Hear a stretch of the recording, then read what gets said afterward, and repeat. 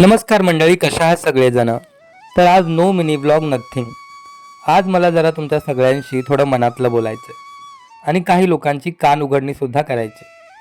बघा, तुम्ही मला रोज रीलमध्ये बघता. तसं बघायला गेलो तर आपण सगळे ना नात्यातले, ना गोत्यातले, ना शेजारचे, ना पाजारचे, ना रक्ताचे, ना तुम्ही माझ्या गावाकडचे. तरी तुम्ही अगदी हक्काने मला दादा दादा करता, माझं कौतुक करता, मला धीर देता. आताही बघा ना, माझ्या आयुष्यात नेमका काय प्रॉब्लेम झाला आहे हे मी तुम्हाला सांगितलं सुद्धा नाही.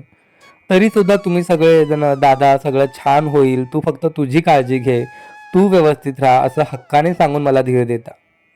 पण आज जवळजवळ 2 वर्ष झाली मी सोशल मीडियावरती व्हिडिओ टाकतोय.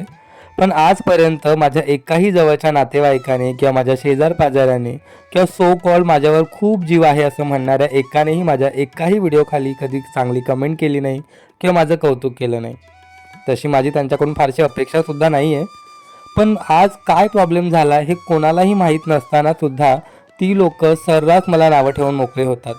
प्रियंकाला नावं ठेवतात, यांचंच काहीतरी चुकलं असेल, हीच नालायक आहेत असं म्हणून मोकळे होतात.